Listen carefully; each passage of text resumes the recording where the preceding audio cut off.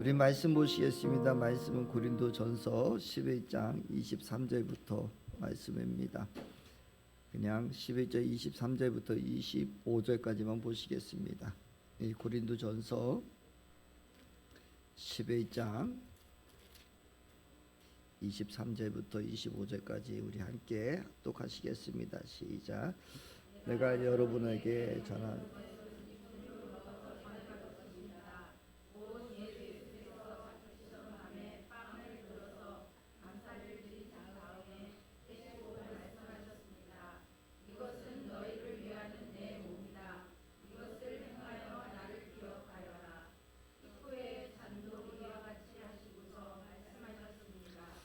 이 자는 내 피로 세운 언약이에요.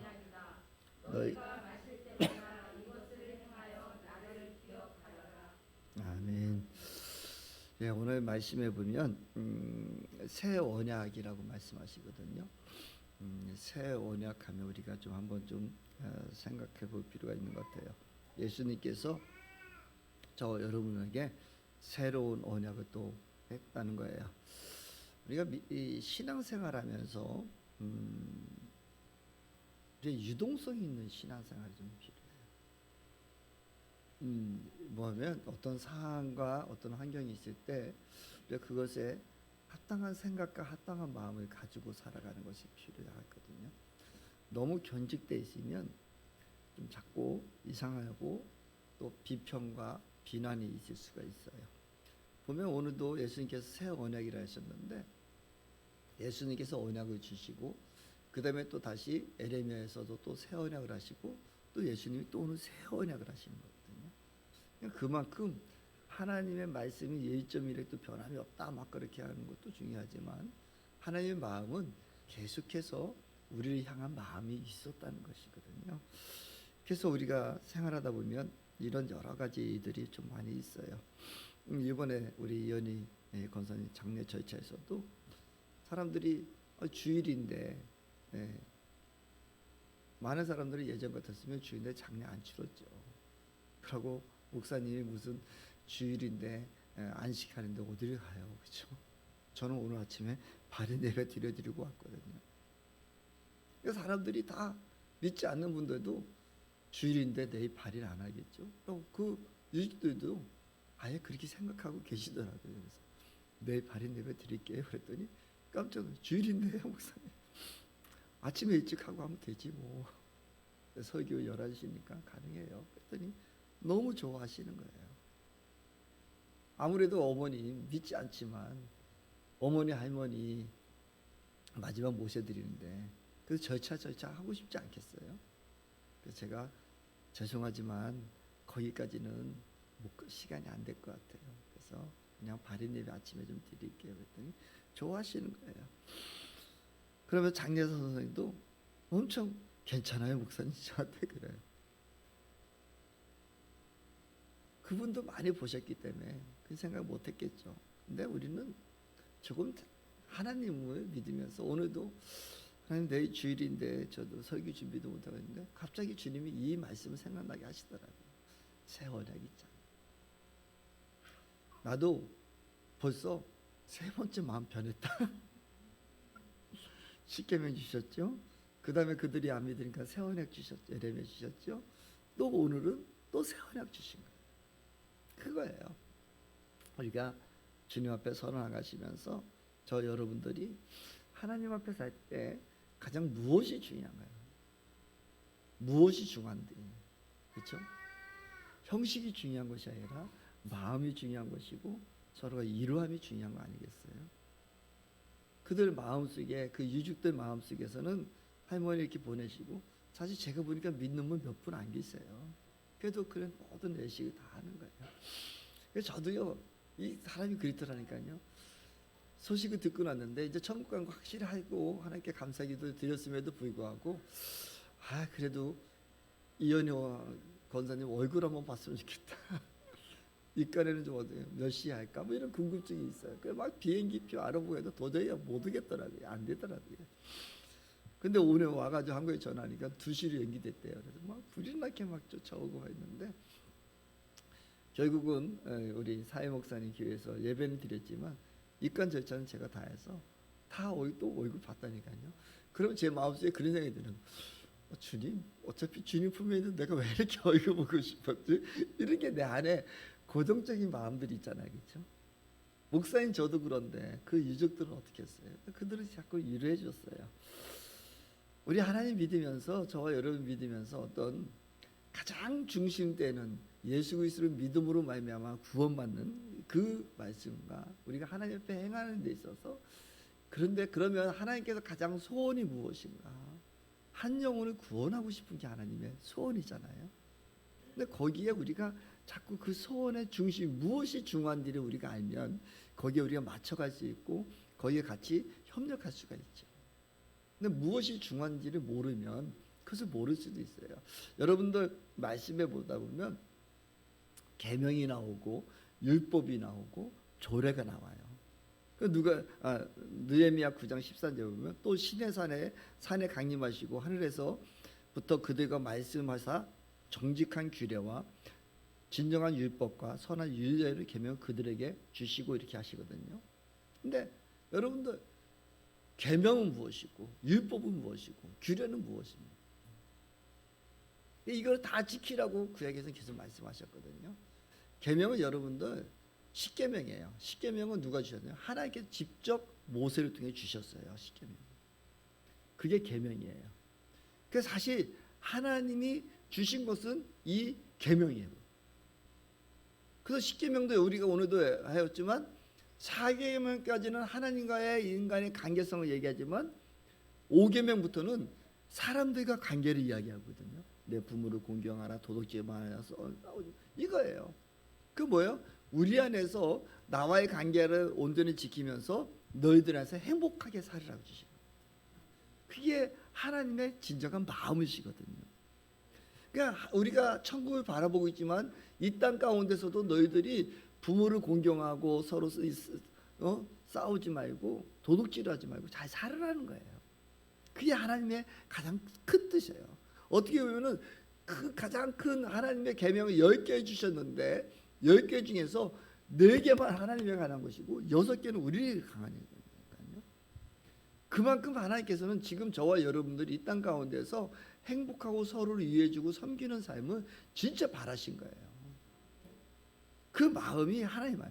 그러고 나서 하나님께 그것을 계명을 십계명을 주시고 천사들을 통해서 율법을 주셨다고 하는데 갈라디아서 3장 19절에 나와요.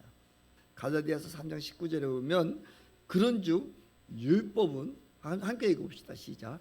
그러면 율법의 용도는 무엇입니까? 율법은 약속을 받으신 그 우순이 오실 때까지 범죄들 때문에 덮어져 주신 것입니다. 그것은 천사들을 통하여 한 중개자의 손으로 제정되었습니다. 아멘. 이거예요. 하나님이 십계명을 주셨다고 했잖아요. 그것이 계명이라고 했어요. 그런데 그 다음에 율법의 약속을 주셨어요. 그것은 왜요?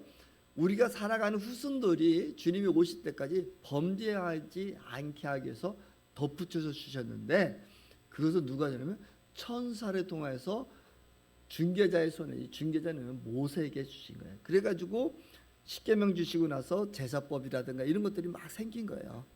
그것이 누가 줬어요? 하나님 직접 한 게 아니라 천사를 통해서 모세에게 이렇게 지혜를 주셔서 그걸 한 거예요. 그 이유는 뭐예요? 범죄하지 않기 위해서. 그러니까 사실 그것이 우리가 말하는 율법이에요. 네.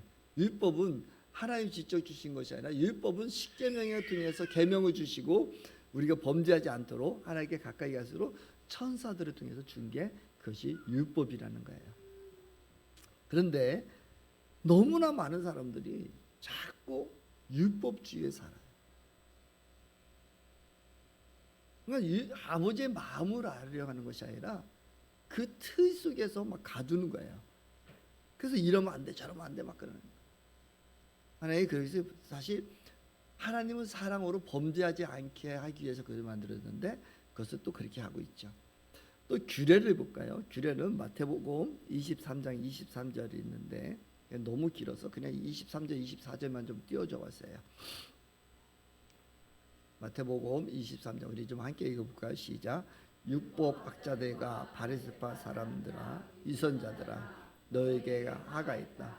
너희는 박하와 해안과 근처에 12주는 들이면서 정의와 자비와 신의와 같은 율법의 더 중요한 요소들을 그것들도 소홀하지 아니하지만 그것들도 마땅히 해야 합니다. 눈먼 인도자들. 그다음 24. 그냥 됐어요. 그럼요. 네. 율법학자들과 바리새파. 여러분 그거 아세요? 예수님께서 오셔서 예수님이 야단친 사람 누군지 알아요? 믿지 않는 사람들 야단 절대 안 치셨어요. 다 율법학자, 바리새파이들에게 너희도 유선자들이야. 하나님이 율법을 그 계명을 주시고 율법을 주시고 그러고 나서 이들이 계속 만드는 것들이 신학자들과 아니면 그 바리새파 율법학자들 바리새 이런 사람들이 계속해서 규례를 만드는 거예요. 안식일을 일을 하자면 얼마나 해야 됩니까? 그러니까 뭐 몇 발짝 이상 뛰면 안 된다, 불을 켜면 안 된다. 그러니까 막 엘리베이터도 막 그런 것들이 자기들이 지혜로 짜는 가지고 막 만드는 거예요. 막 이러면 안 된다, 저러면 안 된다.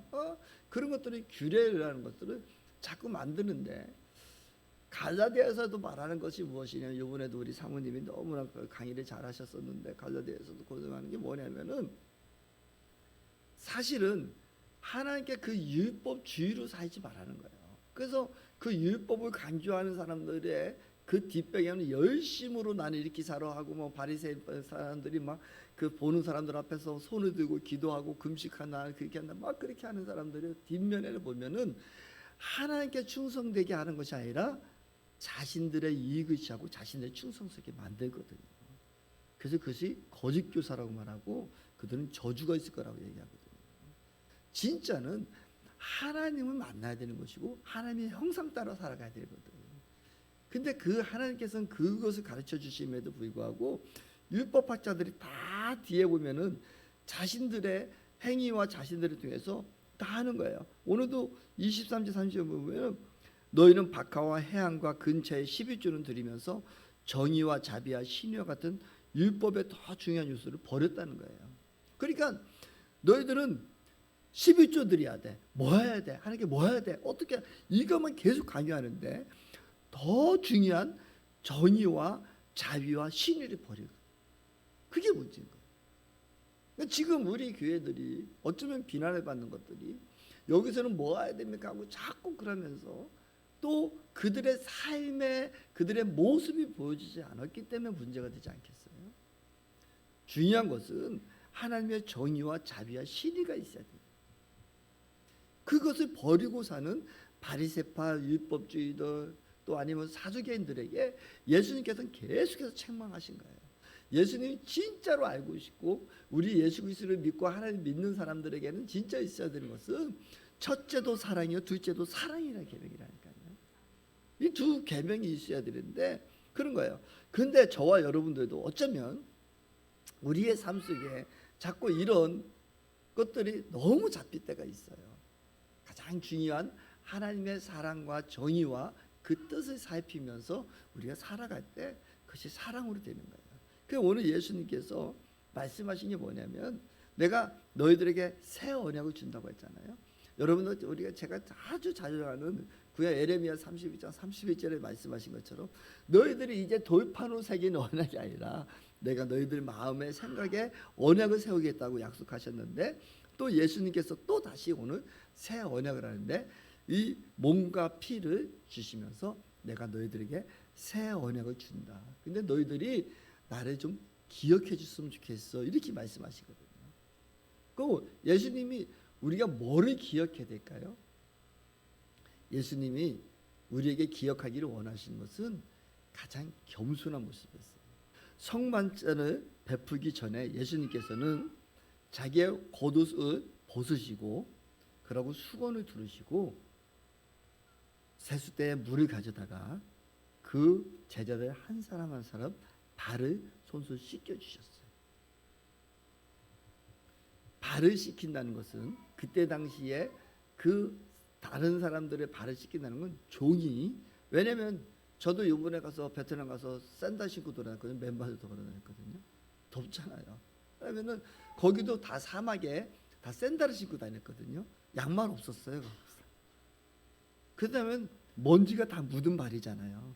그 집에 들어오면 하인이 물을 떠놓고 있다가 주인 들어오실 때 발을 씻겨주는 거예요. 그것은 종이 행하는 행위예요. 가장 겸손한 모습으로 예수님께서 그 세숫대를 가지시고 물을 담아다가 그들을 발을 한 사람 한 사람 씻겼어요.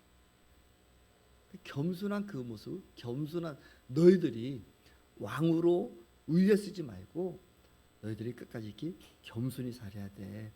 다른 사람은 섬기는 자세로 살아야 돼. 이것을 보여주신 거예요. 그러니까 베드로가 이야기하거든요. 예수님, 그러면 나 머리부터 목욕을 시켜주세요. 예수님이 뭐래요? 이미 너는 목욕 다 했어. 깨끗이 씻었어. 우리가 매일 목욕을 안 하잖아요, 그렇죠? 우리가 저희들이 주무시기 전에 세수하고 발만 씻지 매일 목욕 안 하잖아요. 요즘에는 뭐 샤워는 저 같은 경우 매일 샤워는 하긴 하지만 때타고 밀지는 않잖아요. 그것처럼 그거예요. 이미 예수님이 이제 십자가에 못 박혀 돌아가시고 우리 죄를 다 깨끗이 우리 씻으셨고 우리의 행함에 따라 조금씩 죄를 범하 실수할 수 있는 그런 그분들을 늘 씻었으면 좋겠고 그러면서 주님이 더 원하셨던 것은 너희들이 이렇게 겸손한 삶을 살았으면 좋겠다. 그게 가장 주님이 바란 모습이었어요. 너희들이 이제는 그러시면서 예수님께서 그 떡을 들어서 나눠주시면서 하신 말씀이잖아요. 내 몸이다. 근데 이 내 몸이니라는 말을요. 다시 다른 원어로 보면 깨트리사 자신의 몸을 찢으신 거예요. 깨트린 거예요. 그게 어디에 가면 어떤 분은 이 성만찬할 때 이렇게 안 하고 아예 빵 큰 거를 갖다 놓으시고 그래서 찢으신 그 성도에서 찢어서 먹게 한대. 그런 의미를 갖기도 해요. 근데 예수님이 사실은 예수님이 자신의 이 육신을 찢어서 너희들이 주신 거예요. 그만큼 내 육신을 찢어서라도 너희들에게 순종하고 또 섬기는 모습을 보여주신 것이죠. 이거를 기억하라고 하신 거예요. 그러면 또 자네들어서 이것은 내 피니 이것을 기억해달라고 주님 말씀하신 거잖아요. 그래서 예수님이 그 이후에 예수님께서 뭐라고 말씀하셨냐면 내가 가는 것이 너희들의 유익하다라고 하시면서 내가 가야지 보혜사 성령님이 너한테 오실 거라고 하셨거든요. 그러니까 저희 가운데 예수님이 그렇게 섬김의 모습을 다 보여주시고 가시고 또 보혜사 성령님이 오신 거예요. 그래서 그분이 우리 가운데 계시는 것이고 보혜사 성령님은 우리를 가르치시고 인도하시고 보호해 주시는 분이 보혜사예요. 저는 이번에 선교를 가면서 정말 감사했어요. 보혜사 성령님이 다시 한번 깨닫게 됐었어요. 이번에 갔는데 큰일이 있었던 것은 무엇이었냐면 또라라는 그분이 제가 작년에 갔다 왔을 때 성전 건축하는 그런 모습을 보여드렸잖아요. 근데 그것을 우리가 선교비를 계속 보냈는데 우리 이창문 선교사님은 그 선교비를 우리가 기쁜 추모에 보낸 그 선교비를 다 모아서 또라 건축비로 사용하신 거예요. 건축을 해주신 거예요. 오늘 이번에 갔는데 그 또라라는 그분이 저에게 건축 다 끝났다면 막 자랑하는데요. 주일학교 애들이 한 50명이 넘고요. 지금 일반 성도들이 한 25명 정도 된대요. 그러면서 막 자랑하는데 크리스마스 때 뭐죠? 공상나 그 사람 경찰관들을 뭐라고 하는 거야? 갑자기 생각이 안 나. 공안들이 그 선물을 갖다 주고 또 자기들 선물을 주고 이제는 그런 유대 관계가 된 거예요. 근데 그 전 목사님은 만명에서 지금 돌아오지도 못하고 계시는데 그전 거기에 있는데 저도 한 번도 못 가봤잖아요. 근데 불교 그 사찰이 엄청 많은데 그 앞에서 공안들 보는 앞에서 막 때리고 막 그러고 근데 그래서 너무 무서워서 망명했어요. 그분이 지금 알고 있는데 지금은 그런 관계가 온전히 됐대요. 그래서 보면서 그런 얘기를 해요. 목사님 참 신기한 것은 하나님이 쓰시는 사람은 다 하나님 쓰시지만 또 각자의 모습이 다른 것 같다는 거예요. 그 전에 있던 목사님은 맞고 막 그래가지고 막 너무 무서워서 그 망명까지 해버렸는데 이 형제는 또 하나님께서 지금 건축도 하게 하시고 공원들 하야를 시키시면서 또 다른 복음의 역사를 이루어 나가는 것을 보면서 한 사람이 그 사람의 헌신이 이 사람의 이런 결실을 이루어지고 여러분들이 헌금한 것들이 저는 그냥 선교비에 보냈는데 그렇게 건축비로 쓰는지를 몰랐었어요. 근데 그 얘기를 하고 선교사님이 거기에 있는 쭈니라는 전도사님을 건축을 해줘야 되겠는데 저렇게 더 똑똑하고 또라보다 더 똑똑하고 젊고 막 한데도 건축을 못하고 있다. 그랬더니 왜 그러냐면 그 쭈니라는 친구가 너무 가난해서 자기 부인들이 그 집에서 부인들 처가살이라고 있다. 가보니까 너무 어려워가지고 집을 하나 쭈니라는 그 집을 하나 줘주셨나 봐요. 선교사님이 돈을 줘서 집을 살게 장인이 땅을 주니까 그렇게 우선 집을 줬는데 목사님 그때 차라리 교회를 줘줬으면 훨씬 낫을 텐데 지금 교회를 줘가지고 왜냐면은 그 베트남에서는 교회 건물이 있으면은 목사를 인정을 해준대요. 교회 건물이 없으면 목사를 인정을 안 해준대요. 그러니까 저기 똑똑하고 저런데 좀 그래 제가 실수했나 봐요. 그러면서 하면서 목사님 자꾸 기도하는데 그 전사님에게 건축하는 마음을 자꾸 주시네요. 같이 기도 좀 부탁드립니다 그러더라고요. 근데 같이 기도합시다. 얼마나 들어요? 했더니 땅 사고 건축하는 데서 우리나라 돈 한 7천만 원 들어간대요. 땅값이 그렇게 많이 올랐대요. 그 땅값이 얼마인데요? 제가 물어봤어요. 했더니 평당 65만 원. 베트남 거기가 그럼 얼마나 깜짝 놀랐다니까요. 그래서 내가 우리 동네도 내가 65만 원 땅 샀는데 그렇게 비싼 거예요. 그래가지고 그래 그렇게 돼요. 그래서 해가지고 우리 기도합시다. 네 알겠습니다라고 저는 아는 목사님이 저한테는 신목사 이렇게 베트남 가는데 우리 교회에서 건축을 하나 해주고 싶은데 좀 누구 있으면 좀 소개 좀 해줘 그래가지고 그거예요. 그래요 알았어요. 그래가지고 나는 그분을 또 소개시키라고 하시랍니다. 그런 마음을 가졌었어요. 근데 기도를 했어요. 그래서 제가 우리 팀들한테 다 모여가지고 한번 이런 일이 있으니까 우리 한번 기도합시다. 우리 여기서 있을 때 하나님의 어떤 또 우리 창문 선교사님한테 강하게 그 마음을 주셨다고. 이 친구는 거의 포기한 거예요. 자기 땅도 없지 아무것도 없으니까 처가살이하고 있으니까 자기가 그것을 건축하리라 생각도 못 하고 있는데 선교사님이 자꾸 부를 때 일으키신 거예요. 그래서 저희들은 아는 거예요. 그래서 저는 또 막 머리가 돌아가니까 여기 한번 매치하면 되겠다. 이러면서 또 그래 기도합시다. 저도 이제 자신감 있게 막 그랬죠. 그러고 나서 같이 친들하고 같이 기도했어요. 기도했는데 그 다음 그러니까 목요일이었었죠. 목요일날 연락이 왔어요. 그 장모가 땅을 딸한테 상속시켜주겠다. 교회 건축할 만큼 그냥 땅을 상속을 시켜준다는 거예요. 그게 바로 해결이 된 거죠. 자기가 이제 전화를 했나 봐요. 자기 가가지고 장모한테 얘기를 했나 봐요. 그 선교사님이 교회 건축하라는데 우리가 땅이 없는데 우리 이런 일이 있었다고 얘기를 했나 봐요. 그러니까 장인이 그냥 땅을 줬대요. 그러니까 그 딸 이름한테 사이한테 줄 수 없어서 딸 이름하면 딸이 같이 공동 상속을 해가지고 딸이 되는 거예요. 그렇게 이제 그 교회 건축하기 그렇게 법적 절차가 그렇게 돼 있는 거예요. 그 땅 받았다고 소식이 왔죠. 그러고 나니까 이제 이 선교사님이 또 자기가 좀 잘 아시는 서울의 몇몇 분들한테 이렇게 이야기를 했나 봐요. 그랬더니 한 권사님이 가정이 다 모여서 가족 회의를 했대. 우리 가정에서 이 하나 건축해주면 안 되겠느냐. 그 선교사님 3,500만 원이겠는데 권사님은 식구들한테 4천만 원 내겠대. 그러니까 자기 자식들과 그 가족이 그럼 우리 가정 누구도 빨리 이 소식을 들었으니까 우리가 이거 빨리 하자. 그래서 바로 전화가 온 거예요. 그래서 하루하루 다 해결이 된 거예요. 그래서 제가 그랬어요. 우리 기도 빨리 세지요 그랬어요. 그래서 그것에 이제 지어진 거예요. 그러면서 이제 성인 같이 저하고 차 마시면서 선교사님이 그런 얘기 하는 거예요. 참 목사님은 어쩌면은 목사님을 통해서 교회를 기쁜 충만 교회를 통해서 교회를 계속 건축하고 있는 것 같아요. 기쁜 충만 교회 사명이 건축의 사명이 있는 것 같아요. 교회를 세우는 사명이 있는 것 같아요. 그래서 같이 이제 태양광 에너지 선교단 얘기도 잠시도 나눴어요.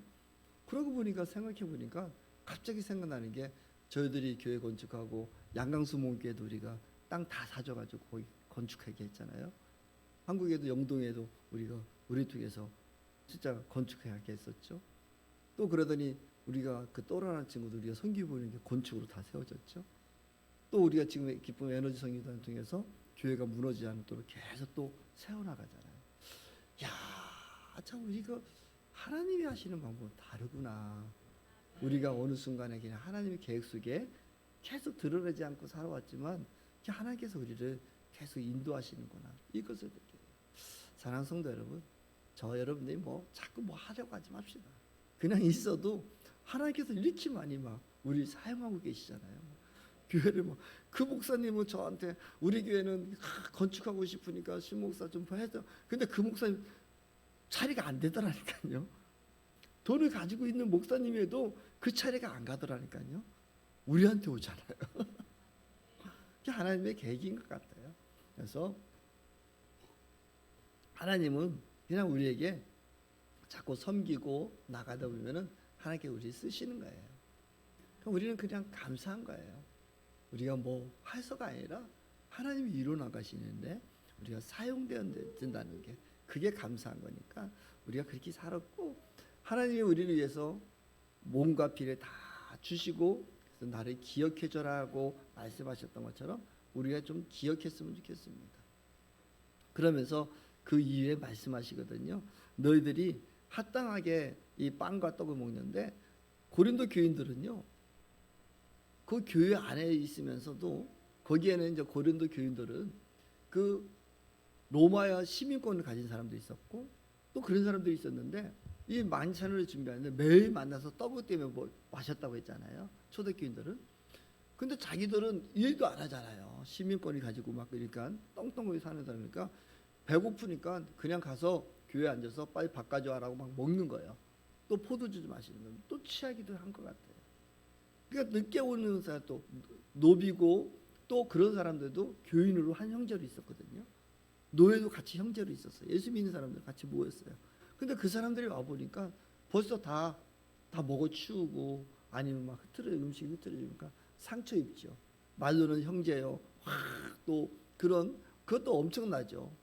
그렇죠? 시민권을 가지고 그런 사람이 종한테 형제하고 사랑해주고 같이 떡을 먹고 그런 것도 대단한 일이지만, 그럼에도 불구하고 이런 상처받은 일들이 있었던가 봐요. 그래서 사도 바울이 이야기하는 거예요. 너희들은 공동체 아니냐, 서로 형제냐. 그럼 같이 이 떡을 먹고 같이 잔을 나눴습니다. 이 떡을 먹고 잔을 나누는 것은 죄를 분별하는 거예요. 예수님이 친히 그것은 내 몸이라고 말씀이고 내 피라고 하셨는데, 죄 있는 그 죄를 분별하지 못하고 그렇게 하는 것은, 그 잘못하면 너희들이 이 성만찬을 잘못하면 병들 수가 있고 죽을 수도 있다. 그러니까 죄를 분별하는 마음으로 너희들이 함께 있으면 좋겠다라고 해요. 그래서 저도 사실 이 말씀이 참 두려운 말씀이기도 했어요. 제가 또 아는 어떤 교회에서도 예전에 이런 성만찬을 잘못해서 어려움 당한 사람도 들은 적도 있어서, 제가 원래 우리는 초등학교 5학년 이상 죄를 좀 아는 사람들만 죄를 분별하는 사람, 그냥 이거 너무 막 대하고 싶지 않았어요. 그래서 저희들 했는데, 얼마 전에 우리 손주 사무엘이 옛날에 했었대요. 목사님 사무엘 상처받을, 그래서 그럼 해 괜찮아. 제가 그래서 어린아이들도 그냥 하고 간 거예요. 그렇게 하고. 근데 우리가 아이들과 우리 생각 마음속에 이런 마음은 좀 가졌으면 좋겠어요. 이게 예수님의 몸이고 핀 것을 정확하게 얘기하고 그냥 함부로 대하지 않는 모습을 보여줬으면 좋을 것 같아요.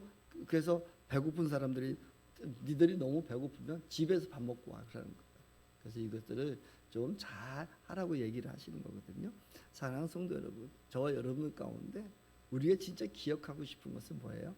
예수님께서 그 순종의 삶, 겸손한 삶으로 살으셨고, 그래서 그 십자가에 못 박혀 들어가서 죄값을 치러주셨고 우리 죄를 씻어주셨다는 거예요. 이것을 우리가 한 번의 사건으로 여기지 않았으면 좋겠어요. 그래서 늘 먹고 마실 때마다 기억하라고 하셨잖아요. 그래서 저는 여러분들에게 늘 권하고 싶은 얘기는, 여러분 식사할 때마다 예수님 기억했으면 좋겠어요. 밥 두면서 예수님의 몸이시고 예수님 나를 위해서 십자가에 돌아가셨지. 또 구구 뜨면서 예수님 십자가에 나를 위해서 돌아가셨지 고맙습니다 하고 그것들을 우리가 생각해야 되는 거예요. 그럼 자꾸 하루에 최소한 3번은 생각할 거 아니에요. 간식 먹으면서 막 그러면서 그렇게 생각하고 우리가 주님을 그 은혜에 감사했으면 좋겠습니다. 그래서 이런 뭐 어떤 형식과 무엇도 중요하지만 더 중요한 것은 아버지의 마음이고, 그래서 우리가 중심 앞에 아버지의 그 사랑 안에 들어갔으면 좋겠습니다. 우리가 무엇에 자꾸 얽매이지 않고 그 아버지의 마음을 알기 시작하면 우리가 그 사랑이 흘러가게 돼 있어요. 어떤 형식과 절차에 얽매이기보다도 진정한 사랑의 마음이 흘러가면 다 녹일 수 있을 것 같아요. 우리가 저와 여러분들이 주님의 은혜 가운데서 주님을 기억하는 삶이 됐으면 좋겠는데, 우리는 주님을 얼마나 기억하기를 원하십니까? 주님의 사랑을 얼마나 더 알기를 원하십니까? 그 사랑 안에서 우리가 한 걸음 한 걸음 더 갔으면 좋겠습니다. 그 주님의 사랑을 가지고 주님의 마음을 가지고 더 주님 앞에 다가갑시다. 진짜가 무엇이 중요한지. 우리 이현희 권사님 이번에 소천하셨지만 얼마나 사랑이 많으셨습니까? 그리고 또 우리 백순시 장로님이 매일 새벽 예배 끝나면 같은 아파트 같은 동네에 사니까 아침마다 새벽마다 같이 가서 섬겨주셨거든요. 같이 보시고 늘 그러셨어요.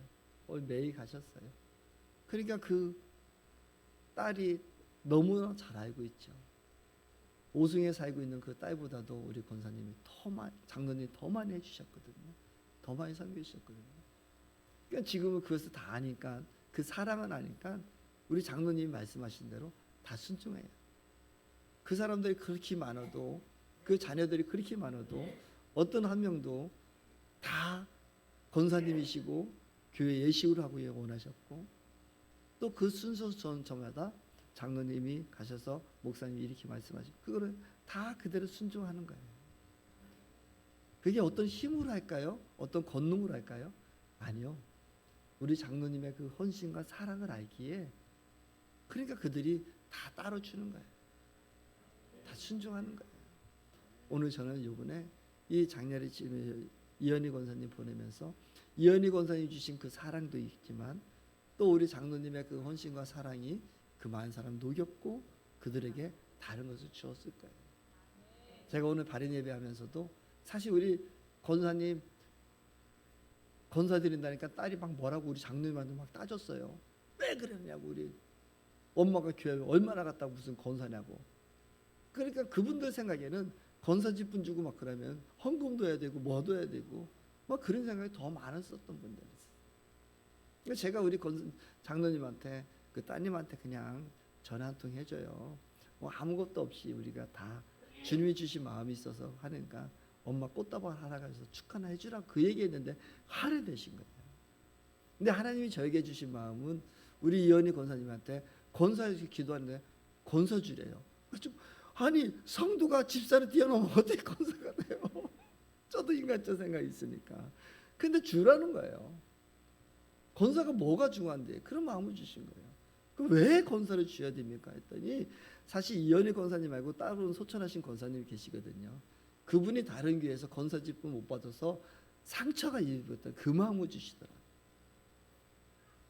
걔는 그 권사를 받고 싶었는데 그 통과를 못해서 상처 입었는데 그를 위로해주고 같이 좀 해주라. 그러면 그건 좋아요. 그럼 권사님, 우리 이현희 권사님 왜 줘야 되더니 그가 권사라고 할 때 그 자녀들이 깨달을 것이고 하나님 이름이 높여질 거라고 얘기하시다. 그게 뭐예요? 했더니 우리 할머니가 예수 믿고 권사님이셨었어. 권사님이셨어. 이 소리에 자녀들은 우리 할머니가 권사님이셨어. 그러면서 교회에 예수를 믿는 통로가 됐다고 말씀하셨거든요. 그래서 아낌없이 준 거예요. 그런데 그 마음을 다 녹인 건 뭐예요? 우리 장로님이 매일같이 부모를 섬겼다. 그들이 다 그렇게 소리 질렀던 사람들이 다 녹아난 거예요. 그 사이가 제가 가서 뭡니까? 권사님 찾아뵙고 나면 꼭 헌금 막 10만 원씩 하고. 나 이러면 뭐 이렇게 하면 부끄러워. 아니요, 우리 어머니 뭐 남은 돌인데. 따님도 그러는 거예요. 그래서 내가 사실 가고 싶어도 가기가 막 미안스러웠다니까요. 갈 때마다 그 사이가 막 헌금 봉투를 막 이렇게 하고. 그래서 주님 앞에 막 드리는 거예요. 그때 제 마음이 이분들이 얼마나 그걸 녹여놨겠어요. 그러니까 그분들은 그런 거예요. 어머님 이제 뭐 얼마 며칠 안 남으셨는데 어머님 드리는 거예요. 어머니께서 주시는 거예요. 근데 그 모든 것들이 우리 장로님의 그 사랑의 마음, 겸손한 마음, 섬긴 마음이 그들 온 가지고 녹여놨다니까요. 오늘도 처음에 예배 드리려고 했더니 그 형제들만 오는데 다 들어오시라고. 다 들어오니까 손주들까지 안 들어오다가 다 들어와서 제가 그 얘기 나눴어요. 그래서 내가 건사직분 드렸습니다. 형식과 절차와 상관없이 하나님은 믿으셨고, 제가 지금까지 봤지만 우리 이현희 권사님처럼 순전한 사람 없었잖아요. 예수 믿으니 이렇게 기쁜데 왜 그렇게 안 믿을까? 예수 믿자마자 그 안에 기쁨이 있었던, 그 기쁨을 누렸던 분이 권사님이셨잖아요. 그냥 우리도 주님을 더 기억하시면서 어떤 형식과 이런 율법이야 이렇게 해야 돼 이것보다 진정한 것은 예수님의 섬김의 모습이었고 사랑의 모습이었어요. 그것을 따라갈 때, 그 중심을 알을 때 하나님 가장 기뻐하시고 우리에게 새 언약을 주신 것은 우리가 기억하실 때, 그렇지, 예수님이 새 언약 주신 것은 예수의 몸을 찢어서 우리에게 헌신한 모습, 예수의 그 모든 피를 다 뿌리시면서 우리 죄를 용서하신 그 새 언약, 이 새 언약을 저 여러분들이 기억하고 그래도 좀 하실 수 있으면 그렇게 해봤으면 좋겠습니다. 좀 우리도 좀 섬겨봤으면 좋겠습니다. 이번에 우리 백장로님 너무 수고하셨습니다. 애쓰셨습니다. 그래서 많은 영혼들 울렸을 것 같아요.